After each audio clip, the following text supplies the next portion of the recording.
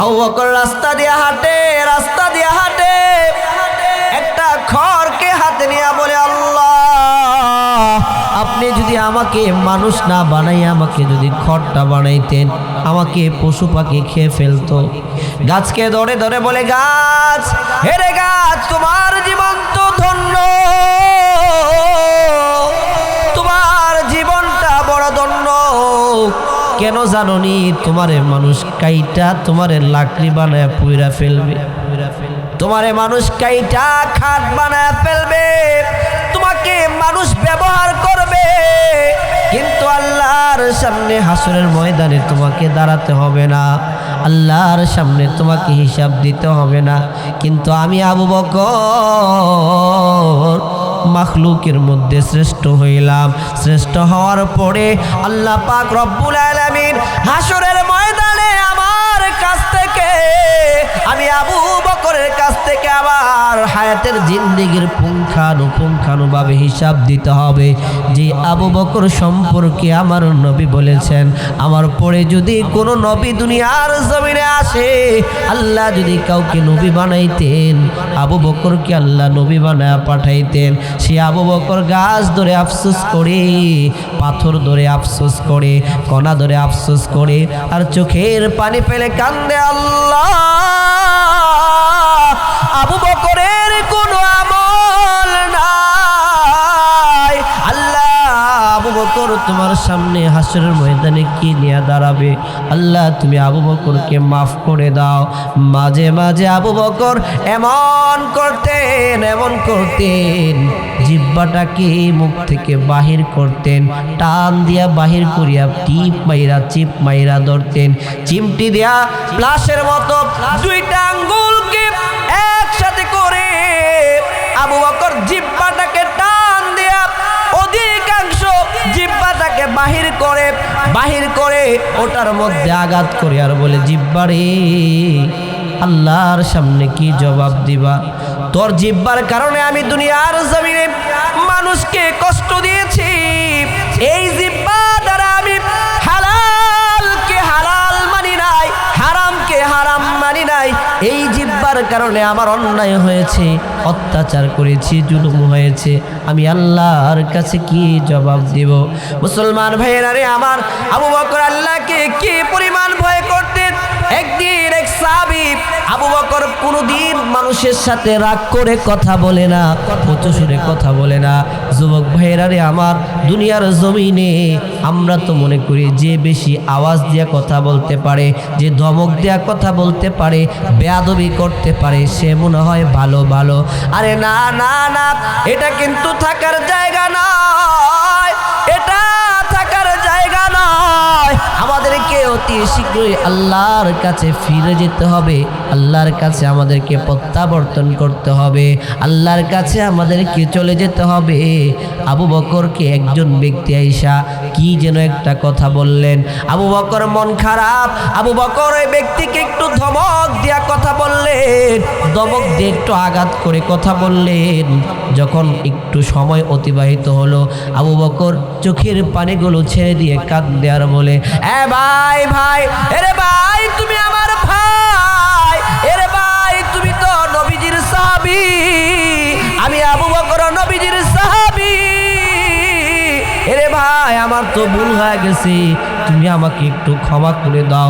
আমাকে ক্ষমা করার মাধ্যম হলো আমি তোমাকে যে শব্দটা দিয়ে আঘাত করেছি, রাগের মাথায় আমি তোমাকে যেই শব্দটা বলেছি, ওই শব্দটা আমাকে বলে দাও, আমার প্রতিশোধটা তুমি নিয়ে নাও। ওই ব্যক্তি বলে, না না, এটা কেমন কথা? আরে আবু বকর তো সাধারণ কোনো মানুষ না, আবু বকর তো লাউকানা বাদা নাবিয়্যা, আবু বকর তো সাধারণ কোনো মানুষ না, আবু বকর আমার নবীর সবচেয়ে প্রিয় সাহাবী, ঠিক কিনা? কেমন সাহাবী আবু বকর? সমস্ত উম্মতের আমলকে যদি এক পাল্লায় রাখা হয়, পৃথিবীর নবীর উম্মতের কিয়ামত পর্যন্ত যত উম্মত আসবে, সমস্ত উম্মতের আমলের পাল্লাকে যদি এক পাল্লায় রাখা হয়, ওসমান, আলী, ওমরের আমলের পাল্লাকেও যদি একসাথে যুক্ত করা হয়, সমস্ত আমলকে এক পাল্লায় রাখে আবু বকরের 3 দিন, যেই 3 দিন নবীজির সাথে হিজরতে বাইর হইলেন, ওই 3 দিনের আমলের পাল্লা, আবু বকরের 3 দিনের আমলের পাল্লা, আর পৃথিবীর সমস্ত উম্মত, উসমান, আলী, সমস্ত সাহাবীর আমলের পাল্লা যদি এক পাল্লায় রাখে, আবু বকরের আমলের 3 দিনের আমলের পাল্লা ভারী হয়ে যাবে। মুসলমান ভাইরা রে আমার, কেমনে এত মর্যাদা! আল্লাহর ভয়, আল্লাহর ভয়। আবু বকর যারা হজে গিয়েছেন, আল্লাহর রাসূল সাল্লাল্লাহু আলাইহি সাল্লামের সাথে হিজরতের সফর সঙ্গী হয়েছেন আবু বকর। যে আবু বকর আল্লাহর রাসূল সাল্লাল্লাহু আলাইহি ওয়াসাল্লামের সাথে পাহাড়ের ভিতরে যখন আশ্রয় নিলেন, আল্লাহর নবী ক্লান্ত অবস্থায় ঘুমায় গেলেন। নবীজি আবু বকরের রানের উপরে ঘুমায় গেলেন। আবু বকর চিন্তা করে, এই যে পাহাড়, এই যে পাহাড়ের ভিতরে অনেক গর্ত দেখা যায়, আরে পাহাড়টা সাধারণ পাহাড় না, অনেক বড় পাহাড়, অনেক বড় পাহাড়। ওই পাহাড়ের ভিতরে নবীজির সাথে উঠলেন। ওই পাহাড়ের মধ্যে নবীজি উইঠা ক্লান্ত হয়ে গেলেন। আবু বকর রানের উপরে আমার নবী মাথাটাকে রাইখে একটু ঘুমাইলেন, শুইলেন। সাথে সাথে নবীজির চোখ লাগা গেছে। এবার আবু বকর চিন্তা করে, আরে আমার নবী এমন এক নবী, যে নবীর চেহারা দেখলে আমাদের সমস্ত ক্লান্ত দূর হয়ে যায়। আমার নবী পৃথিবীর মধ্যে চাঁদের চাইতেও সুন্দর, আমার নবী পৃথিবীর মধ্যে সূর্যের চাইতেও সুন্দর।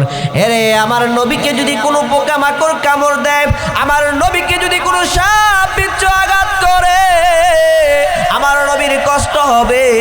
আমার নবীকে কোনোদিন কোনো একটা মশায় কামড় দিতে পারে নাই, আমার নবীর শরীরে কোনোদিন কোনো একটা মাছি বসতে পারে নাই। আবু বকর চিন্তা করে রে, চিন্তা করে তার গায়ের চাদরটাকে ছিঁড়ে ছিঁড়ে ছিঁড়ে ছিঁড়ে ওই ছিদ্রগুলোকে, পাহাড়ের ছিদ্রগুলোকে বন্ধ করে দেয়। অবশেষে একটা মাত্র একটা ছিদ্র বাকি, কিন্তু আবু বকরের কাছে কোনো পাত্র নাই, কোনো জিনিস নাই, বস্তু নাই, কাপড় নাই বন্ধ করার জন্য। এবার আবু বকর তার পায়ের মুড়াটা দিয়া ওই গর্তটাকে, ছিদ্রটাকে আটকায় দেয়, যাতে করে কোনো পোকা মাকড় আমার নবীকে কামড় দিতে না পারে, আঘাত করতে না পারে। এবার আবু বকর যখন ওইখানে মোড়াটাকে লাগাই দিলেন, পায়ের গোড়ালিটাকে লাগাই দিলেন, হঠাৎ করে তার পায়ের ভিতরে একটা আঘাত হয়ে গেল। পাটা সরাইতে গিয়া দেখি এমন একটা বিষাক্ত সাপ, যেই সাপ আবু বকরের পায়ের ভিতরে আঘাত করেছে। এরপরে আবু বকর কান্না করে না, আবু বকর নবীজিকে বলে না, আবু বকর নিশ্চুপ,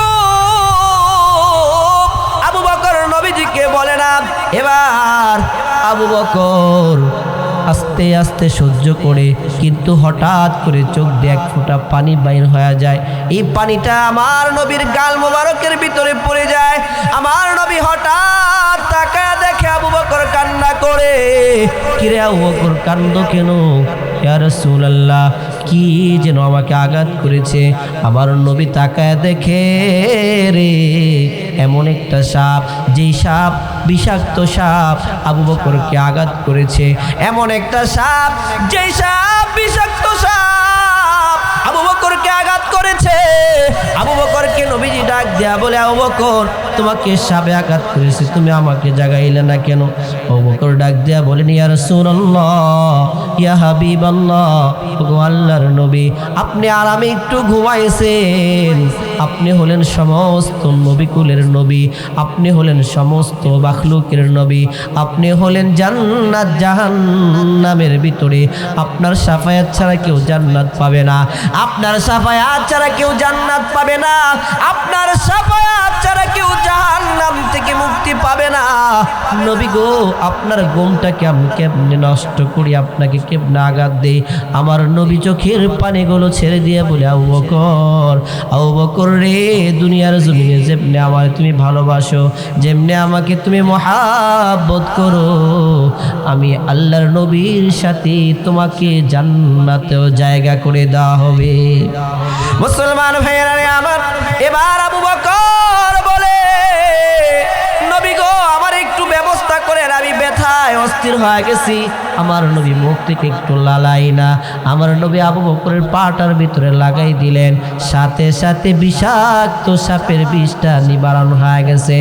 মুসলমান, তার চাইতে বড় আশ্চর্য হলো তাফসীরের কিতাবের ভিতরে লেখেন, ইতিহাসের কিতাবের ভিতরে লেখেন যে এই সাপটা সাধারণ কোনো সাপ নয়। এই সাপটা বহু বছর যাবত আমার নবীকে একটু দেখার জন্য, আমার নবী আসবে দুনিয়াতে, আখিরি পয়গম্বর মুহাম্মদুর রাসূলুল্লাহ দুনিয়াতে আগমন করবে আমার নবীকে একটু দেখার জন্য। বহু বছর যাবত ওই সাপটা অপেক্ষায় ছিল, আমি কোন দিন মুহাম্মদকে দেখব, আমি কোন দিন আখিরি পয়গম্বরকে দেখব। আমার নবীকে দেখার জন্য এই পাহাড়ের ভিতরে সে অবস্থান করেছে, ওই গর্তের ভিতরে সে লুকিয়েছিল। আবু বকরকে সে বলতে পারে না, তার বাসায় সে বলে, রে আবু বকর, তোমার পাটাকে সরায়া দাও, আমি আমার নবীকে একটু দেখতে চাই, আমি আমার দুজাহানের বাদশাকে একটু দেখতে চাই। কিন্তু আবু বকর তো নবীর মোহাব্বতে গর্তটাকে বন্ধ করে রেখেছেন। ওই সাপটা আবু বকরকে কামড় দিত না, আবু বকরকে দংশন করতো না। কিন্তু কেন করেছে ওই সাপও জানে, নবীজির সবচেয়ে প্রিয় সাহাবী আবু বকর। এরপরেও নবীকে এক নজর দেখার জন্য সে সাপটা আবু বকরের পায়ের ভিতরে আঘাত করেছে। যে আবু বকর সম্পর্কে রাসূল সাল্লাল্লাহু আলাইহি ওয়াসাল্লাম বলেন, আল্লাহ পাক রব্বুল আলামিন আমার নবীর দোয়াকে কবুল করেছেন। মক্কাতে যতদিন ছিলেন আবু বকর নবীজির সাথে ছিলেন, হিজরতের সঙ্গীও নবীজির সাথে আবু বকর ছিলেন। মুসলমান ভাইরা রে আমার, যখন আবু বকর নবীজি মৃত্যুবরণ করলেন, মসজিদে নববীতে আমার আপনার নবীর কবরটাকে, রওজাটাকে যখন বানাইলেন, নবীজিকে কবর দিলেন, ওখানে আবু বকরকে রাখা হয়েছে। শুধু তাই নয়, জান্নাতের ভিতরে হাসরের ময়দানে যখন একসাথে উঠবে, ডান পাশে আবু বকর, যা বাম পাশে ওমর, মাঝখানে থাকবে আমার আপনার নবী মুহাম্মদুর রাসূলুল্লাহ সাল্লাল্লাহু আলাইহি ওয়াসাল্লাম। একসাথে দাঁড়াইয়া তিন বাহাদুর একসাথে দাঁড়াইয়া দুনিয়াতে ইয়া উম্মতি বলে আমার আপনার নবী কেঁদেছে। ওই হাসরের ময়দানে দাঁড়াইয়া একসাথে ইয়া উম্মতি বলে কাঁদবে। আবু বকরও সুপারিশ করবে, ওমরও আমার আপনার জন্য সুপারিশ করবে। শুধু তাই নয়, যখন জান্নাতের ভিতরে ঢুকবে হযরতে বেলাল, যেই বেলাল যার কোনো মূল্য দুনিয়ার মানুষ দিত না, যার চেহারার মধ্যে কোনো ভালো আকৃতির গঠন ছিল না, চেহারাটা সুন্দর ছিল না, যার দেহটা সুন্দর ছিল না, যার মাথার চুলগুলো সুন্দর ছিল না, ঠোঁটগুলো মোটা ছিল। বেলালকে মানুষ দেখা বিভিন্ন সময়, বেলালকে মানুষ দেখা আরবের মানুষগুলো বেলালকে কালো কাউয়া বলে ডাকতো। এত কালো ছিল ওই বেলাল হাসরের ময়দানে যখন জান্নাতের ফয়সালা হয়ে যাবে, আমার নবীর ওটের রশি ধরে আগে জান্নাতের ভিতরে ঢুকে যাবে। ওই বেলাল জান্নাতে ঢুকলো জান্নাতে ঢুইকা গেল। জান্নাতের ফেরেশতারা স্বাগত জানায়, এ তুমি কে? বলে, আমি নবী না, আমি হলাম হযরতে বেলাল, নবীর সাহাবী। আল্লাহর রাসূল সাল্লাল্লাহু আলাইহি সাল্লাম বলেন, আমি প্রায় সময় আমি দেখি জান্নাতের ভিতরে তুমি বেলাল আমার আগে চলো, তুমি বেলাল জান্নাতের ভিতরে আমার আগে তুমি কদম বাড়াও। এত প্রিয় সাহাবী বেলাল। ওই বেলালের ডান পাশে থাকবে ওই বেলাল আগে যখন ঢুকবে আমার নবী ঢুকবে, ডান পাশে থাকবে আবু বকর, বাম পাশে থাকবে ওমর। এবার জান্নাতের ভিতরে ঢুইকা গেছে ওই নবীজির সাথে যারা আবু বকরের মতো, ওমরের মতো আল্লাহকে ভয় করেছে। ওলিমান খাফা মাকাম রাব্বিহি জান্নাতান, যারা আল্লাহকে ভয় করেছে আমার নবীর সাথে আবু বকরের সাথে জান্নাতে জায়গা করে দিবে। রে আবু বকর কেমন আবু বকর কেমন আবু বকর, আল্লাহকে কি পরিমাণ ভয় করেছে। আল্লাহ পাক রব্বুল আলামিন 10 জন সাহাবীকে দুনিয়ার জমিনে আশারায়ে মুবাশশারা 10 জন সাহাবীকে জান্নাতের সার্টিফিকেট দিয়েছেন। এই দুনিয়ার জমিনে আমাদেরকে রান দেখাইয়া, পদের লোভ বছর নেতার পিছনে আমাদেরকে ঘোরায়, নেতার পিছনে আমাদেরকে ঘোরায়, কিন্তু নেতা আমাদেরকে কসুরা দেয়, আমাদেরকে পদ দেয় না, পদবি দেয় না। ঠিক কিনা জোরে কোন? আল্লাহ পাক রব্বুল আলামিনের সাহাবী আবু বকরকে আল্লাহর নবী বলেন, তুমি দুনিয়ার জমিন থেকে ঘোষণা গ্রহণ করো, দুনিয়ার জমিন থেকে তুমি জান্নাতের সার্টিফিকেট পাইলা। আল্লাহ তোমার প্রতি এমন খুশি হয়েছে রে আবু বকর, আল্লাহ তোমাকে দুনিয়ার জমিন থেকে জান্নাতের সার্টিফিকেট দিয়েছেন। যে ব্যক্তি জান্নাতের সার্টিফিকেট দুনিয়ার জমিনে পাইল, ওই ব্যক্তি মৃত্যুর পরে তার কোনো চিন্তা থাকতে পারেনি, তার তো কোনো চিন্তা নাই, তার কোনো ভয় নাই। ওই আবু বকর খড়কুটা লইয়া আফসোস করে জিব্বাটাকে টান দিয়া বলে, এরে জিব্বা, তুই কতই না অপরাধ করস, তুই কতই না কথা বলস। ওই আবু বকর সাহাবীকে বলে, বাইরে তুই তো আমার জাতি ভাই, তুই নবীজির সাহাবী, আমিও নবীজির সাহাবী। আরে ভাই, আমি যেই গালিটা তোমাকে দিয়েছি, যেই ধমকটা, একটু কষ্ট করে কঠিন ভাষায় তোমাকে কথাটা বলেছি, এরে ভাই তুমি আমাকে কথাটা বলে দাও, যাতে করে হাসরের ময়দানে আমি আবু বকর আল্লাহর কাঠগড়ায় না দাঁড়াতে হয়, আমি আবু বকর যাতে করে হাসরের ময়দানে আল্লাহর সামনে তোমার জন্য অপরাধী সাব্যস্ত না হয়। ওই সাহাবী ডাক দেয়া বলে, না না না না আবু বকর, না, আমি বলতে পারবো না, আমি বলতে পারবো না। ও মুসলমান ভাইরা রে আমার, কিন্তু যে সাহাবীকে গালি দিলেন ওই সাহাবীকে বলেন, যদি তুমি আমাকে আজকে ক্ষমা না করো, আমাকে যদি আমি যে গালিটা তোমাকে দিয়েছি ওটা যদি তুমি আমাকে ফিরায় না দাও, আমি আল্লাহর নবীর কাছে তোমার জন্য অভিযোগ করব। আল্লাহর নবীর কাছে গিয়ে আমি তোমার জন্য, আল্লাহর নবীর কাছে গিয়ে আমি তোমার জন্য বিচার চাবো। এবার ওই সাহাবীর যারা আত্মীয় স্বজন আছে, প্রতিবেশী আছে, সাথীরা আছে, ডাক দেয়া বলে, এটা কেমন কথা, নিজে অপরাধ করছে আবার নিজে নবীজির কাছে গিয়া বিচার দায়ের করবে, এটা কেমন কথা? যে আমার আবু বকরকে উদ্দেশ্য করে বলে, তুমি তো গালি দিলা, আবার তুমি নাকি নবীজির দরবারে গিয়া তুমি আবার অভিযোগ দায়ের করবে। আর মুসলমান ভাইয়েরা রে আমার, আবু বকর যতক্ষণ পর্যন্ত মাফ করেন না, কিন্তু ওই সাহাবীর নামে নবীজির কাছে গিয়ে নালিশ করে, ইয়া রাসূলুল্লাহ, ওই সাহাবীর বিষয়ে আপনার কাছে একটা অভিযোগ। এবার নবীজি জিজ্ঞেস করেন, কি সমস্যা, খুলে বলো। ওই আবু বকর ডাক দেয়া বলে, ইয়া রাসূলুল্লাহ, আমি আপনার সাহাবীকে একটা কঠিন ভাষায় কথা বলেছি, শক্ত ভাষায় কথা বলেছি, কিন্তু আমি তাকে বললাম আমাকে বলে দেওয়ার জন্য। রাসূল সাল্লাল্লাহু আলাইহি সাল্লাম তো জানেন আবু বকরের দিলটা বড় নরম, আবু বকর কোনো কঠিন ভাষায় কথা বলেন না, আবু বকরের দিলের মধ্যে এত মায়া। এই সমাজের, এই জাতির মধ্যে, মুসলমানদের মধ্যে ওই মানুষটা বুঝে সবচেয়ে বেশি দামি, যেই মানুষটা মনে করে বেশি বেশি কথা বলতে পারে। আরে না না না, যে বেশি কথা বলে তার বেশি ভুল হয়, যে বেশি কথা বলে তার বেশি অন্যায় হয়, যে বেশি কথা বলে তার বেশি হায়াত কমে যায়, যে বেশি কথা বলে তার বেশি গুনাহ হয়, বেশি মিথ্যা হয়।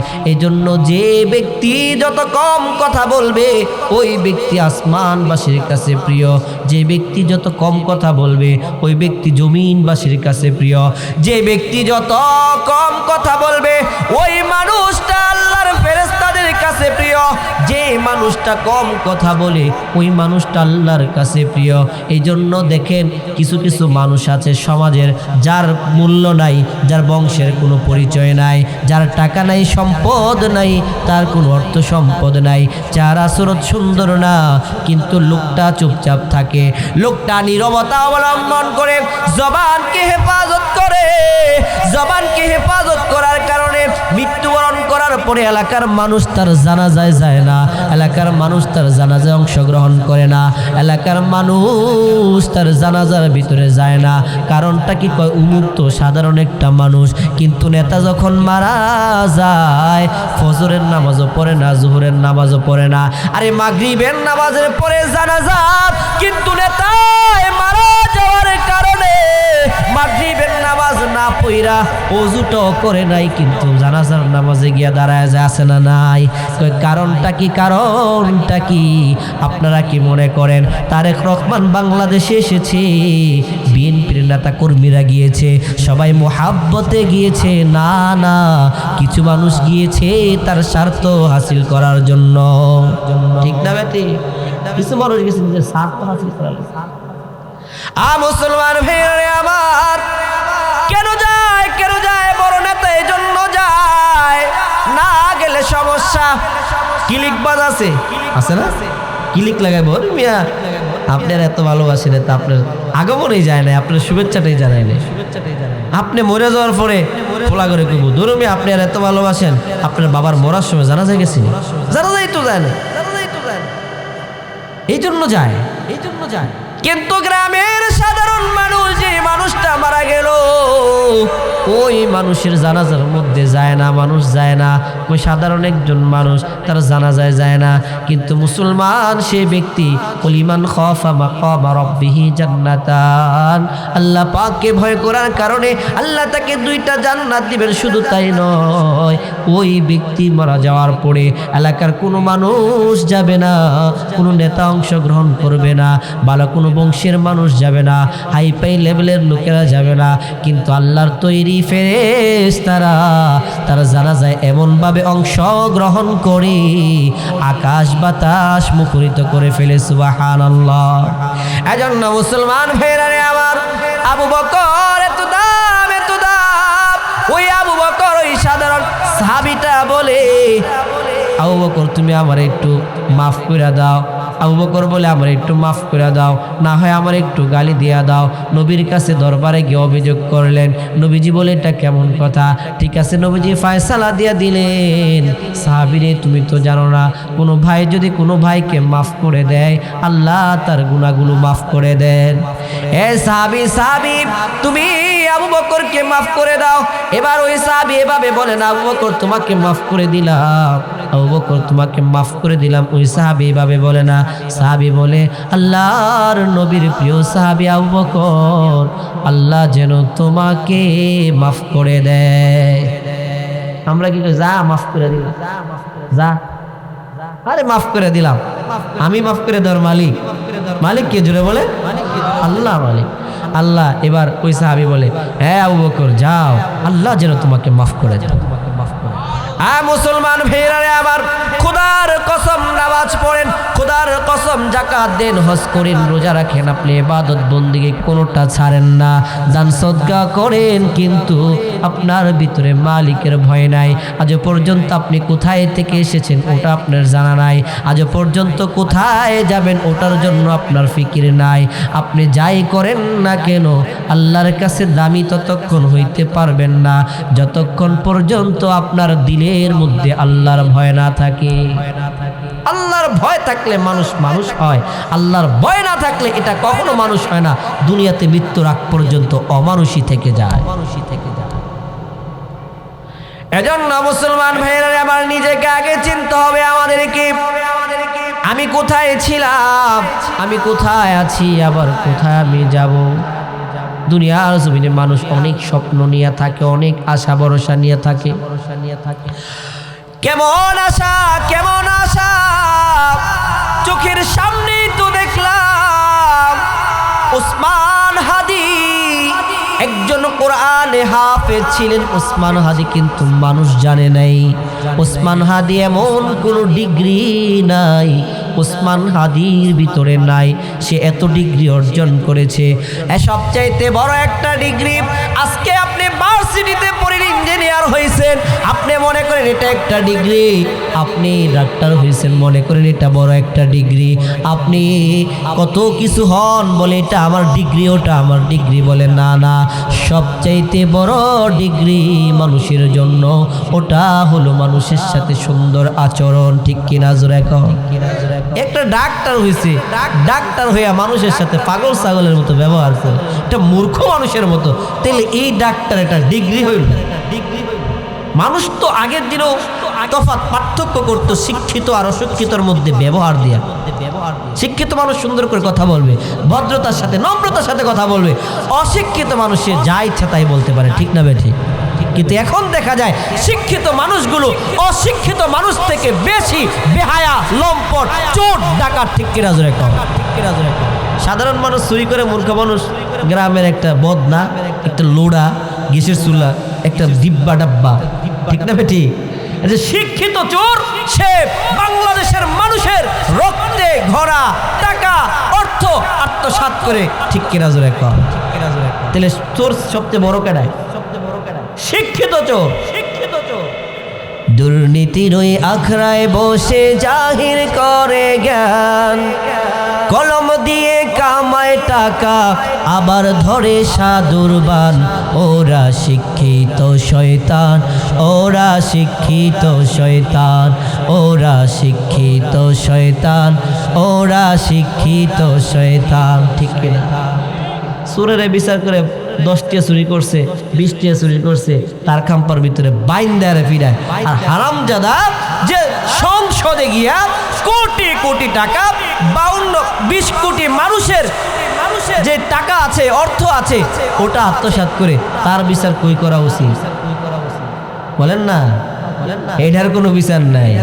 বিচার কোনটা? যে লোড়া চুরি করছে, বদনা চুরি করছে, এর বিচার করে। আর যারা বিচার করে এরা হইল এর চাইতেও বড় চোর। ঠিক কিনা জোরে বলে?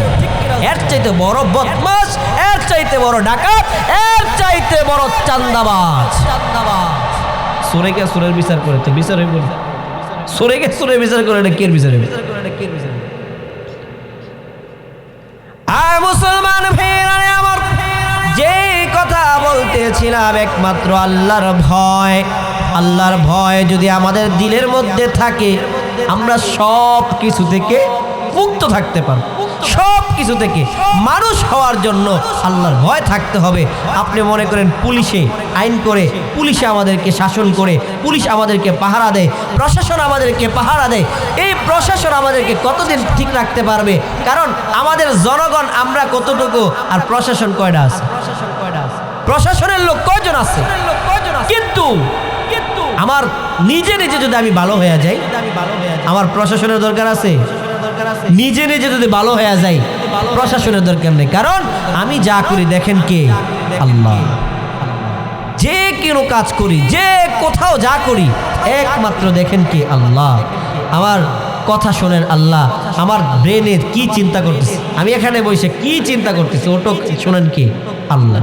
আমি ওখানে বৈশা বৈশা কি মিশন রাখতেছি, আসলে কি আমি বয়ান শুনতেছি নাকি আমার ব্রেনটা অন্যদিকে ঘুরতেছে, জানেন কে? আল্লাহ জানেন, সব আল্লাহ জানেন। তাহলে আমাকে ভালো হইতে হইলে, দেশকে ভালো রাখতে হইলে, সমাজকে আদর্শবান সমাজ গড়তে হলে, আমার সন্তানকে ভালো উপযুক্ত যোগ্য এক সন্তান বানাতে হলে আমার দিলের ভিতরে থাকতে হবে কি? আল্লাহর ভয়।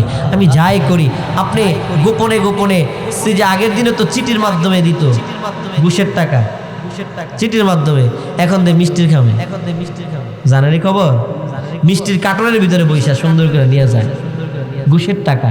তো আগে দিত। প্রত্যেকটা মানুষের জন্য আল্লাহ তাআলা জান্নাত বানাইছেন। এর মধ্যে আবু জাহেলের জন্য জান্নাত বানাইছেন, ফেরাউনের জন্য আল্লাহ তাআলা জান্নাত বানাইছেন, নমরুদের জন্য আল্লাহ তাআলা জান্নাত বানাইছেন। আমাদের বর্তমান সমাজের, বর্তমান দেশের যারা নাস্তিক আছে তাদের জন্য আল্লাহ জান্নাত বানাইছেন। যারা কাফের মুশরিক আল্লাহর সাথে শিরক করে তাদের জন্য আল্লাহ জান্নাত বানাইছেন। আওয়ামী লীগের জন্য আল্লাহ জান্নাত বানাইছেন, বিএনপির জন্য আল্লাহ জান্নাত বানাইছেন, সমস্ত মানুষের জন্য আল্লাহ জান্নাত বানাইছেন, সমস্ত দলের লোকের জন্য আল্লাহ জান্নাত বানাইছেন। লেকিন আল্লাহ সবাইকে জান্নাত দিবেন না। আল্লাহ মুমিনদেরকে জান্নাত দিবেন। যারা আল্লাহকে ভয় করে তাদেরকে আল্লাহ জান্নাত দিবেন। যারা আল্লাহকে ভয় করবে তাদের জন্য এক্সট্রা বোনাস আল্লাহ তাআলা অতিরিক্ত জান্নাত দিবেন। এই কাফেরদের জান্নাতগুলো মুসলমানদের মধ্যে বন্টন করে দিবেন। কাফেরদের জান্নাতগুলো মুসলমানদের মধ্যে ভাগ করে দিবেন। আমি আমার একটা জান্নাতের মালিক। কিন্তু হাদিসের মধ্যে আসছে মুসলমান এমন জান্নাত পাবে, এমন জান্নাত পাবে, কিছু কিছু মুসলমান 70টা জান্নাত পাবে, কিছু কিছু মুসলমান 100 জান্নাত পাবে, কিছু কিছু মুসলমান 1টি জান্নাত পাবে, আবার কিছু কিছু মুসলমান 1000 জান্নাত পাবে। তো ওই জান্নাত কার? বলে যাদের জন্য মুশরিকদের জন্য বানাইছিলেন, কিন্তু মুশরিকরা আল্লাহর সাথে শিরক করার কারণে আল্লাহ তাদেরকে জান্নাত দিবেন না, মুসলমানদের মধ্যে জান্নাতকে বন্টন দিলেন। মুসলমানদেরকে আল্লাহ এত ভালোবাসেন, ঈমানওয়ালাকে আল্লাহ এত ভালোবাসেন, কিন্তু ঈমানওয়ালাকে এত ভালোবাসার পরেও সামান্য এই জবানটার কারণে, সামান্য এই মুখটার কারণে অধিকাংশ মানুষ জাহান্নামের কয়লা হয়ে যাবে, অধিকাংশ মানুষ জাহান্নামের লাকড়ি হয়ে যাবে একমাত্র এই জবানের কারণে। একমাত্র জবান, জবান, এই জবান দ্বারা কেউ যদি একবার বলে সুবহানাল্লাহ, আসমান জমিনের ফাঁকা জায়গাটা সওয়াব দ্বারা ভরে যায়। এই যে আপনারা বলেছেন জান্নাতে একটা গাছ হয়েছে, আসমান জমিনের ফাঁকা জায়গা সওয়াব দ্বারা ভরে গেছে, কিন্তু এই জবান দিয়া কেউ যদি একবার কোনো মানুষকে কটূক্তি করে, কোনো অযথা কোনো মানুষকে জবানের দ্বারা একটা কঠিন কথা বলে কষ্ট দেয়, বলে আপনার জীবনের সমস্ত আমল বরবাদ হয়ে গেছে। তাহলে ভালো বললেও অনেক লাভ, আবার খারাপ করলেও জিন্দেগির আমল ধ্বংস। সুতরাং জবান এমন এক দামি জিনিস, জবান এমন এক দামি জিনিস, এই জবানের মাধ্যমে অধিকাংশ মানুষ জাহান্নামী, এই জবানের কারণে অধিকাংশ মানুষ জান্নাতে যায়। আপনি জাহান্নামী হয়ে গেছেন, আমি জাহান্নামী হয়ে গেছি, কিন্তু কোনো একদিন আপনার সাথে আমার একটা বিষয় নিয়ে, একটা কথা নিয়ে সুন্দর আচরণ হয়েছে, যেই কথাটা আপনি খুশি হয়েছে, যেই কথাটার কারণে আপনি সন্তুষ্ট হয়েছেন, ওই আপনি জান্নাতে চলে গেছেন, জান্নাতের দ্বারা দাঁড়ায় গেছেন গিয়ে রে আমি জাহান্নামের দিকে রওনা হয়ে গেছি। হাজার হাজার ইবাদত করার কারণে, হাজার হাজার মানুষকে বয়ান করার পরেও আমার ঠিকানা জান্নাতে হয়, জাহান্নামে হয়ে গেছে। কিন্তু আপনি বয়ান শুনে আপনি কোনো একদিন সাধারণ একটা কথার প্রতি আপনি সন্তুষ্ট হয়েছিলেন, ওই আল্লাহর দরবারে আপনি হাসরের ময়দানে বলবেন, আল্লাহ এই বান্দার একটা কথা আমার কাছে খুব ভালো লেগেছে, আল্লাহ আপনি আমাকে জান্নাত দিয়েছেন, আমি এই বান্দাকে ছাড়া জান্নাতে যাব না। যে একটা কথা আপনি ভালো বলেছেন, আপনার একটা কথার কারণে জান্নাতি ব্যক্তিটা জান্নাতি হয়েছে, ওই জান্নাতি ব্যক্তিটা একটা কথা আপনার ভালো লেগেছে, যার কারণে আপনাকে সে সুপারিশ করে জান্নাতি। জবান কত দামি জিনিস, এই জবান দিয়ে আমরা কত অযথা কথা, জবান দিয়ে কত রকমের উল্টা পাল্টা মানুষের গীবত শেখায়াত আমাদের হয়।